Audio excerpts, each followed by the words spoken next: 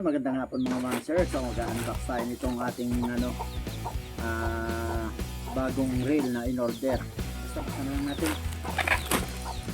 Ano ba? Safe na safe. Ganda.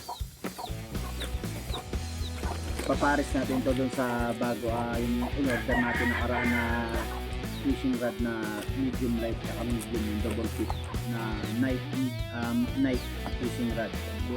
Assassin 4000 series. Yan siya, 4000 series.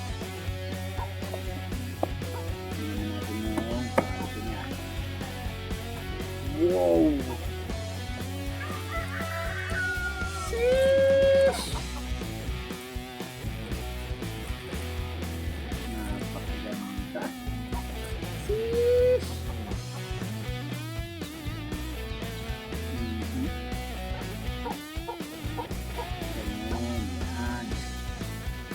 Ayan o. Smooth na smooth. Ganda. Yung drag niya. Drag. Ganda ng tunog ng drag. Ayan. Ang capacity line niya is 30 mm to 40. 0.030 mm slash 205 m for 0.35 mm slash 175 m. Yung parang 30 millimeters na ang kayang ilagay dito yata 205, yun ba yun? Hindi ko masyadong kabisado pa yung mga ng reel. Itong 0.035 naman 175 meters ang kayang ilagay. Tapos yung 0.40 mm 130 meters na naman pwede natin ilagay. Max drag 15 kg. Yan dito ba? Max drag 15 kg. Napakaganda. Sheesh! Napakaganda. Sheesh! So meron pa siyang kasama sa loob. Meron pang bag. Meron pa siyang lagayan talaga. So, yan.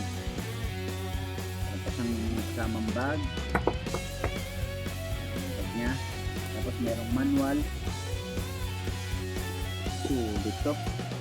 Ang price nga pala itong na to, Assassin Bertin na to is 1,267.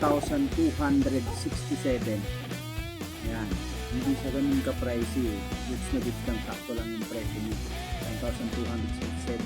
Pero hindi ko pa alam yung nagawin sa performance niya. Ito natin malalaman kung sulit na sulit yung presyo niya sa 1,267. Pero feeling ko sa itsura pa lang sulit na sulit yung 1,267 niya. 9+1 bearing siya nakalagay dito yun. 9+1 may nakalagay siya 9+1 dito ba? Salt water concept. Yan, salt water concept. Kasi yung mga nauna kong in-order na reel pinakalawang siguro mga price ng mga in-order ko ng list ng 800, 900. Nakailang order na rin ako ng reel na salt water yung nagamit, pinakalawang. Kaya naghanap ako ng salt water talaga. So yun yung salt water concept. 9+1 bearing.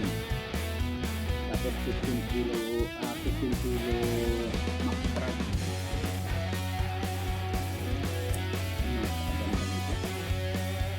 Tura pa lang. Astig. Ayan.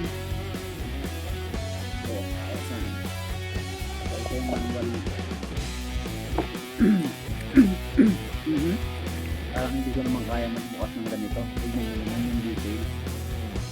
Yung mga parts niya. So, meron namang mga gauge sa likod.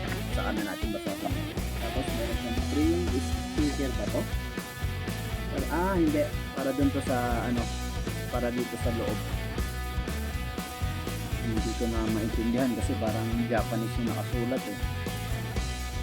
Japanese din So yun lang yung ating bagong reel, bago natin laruan. Ipapares natin doon sa ating bagong dating din na night fishing rod, medium and medium light double tip.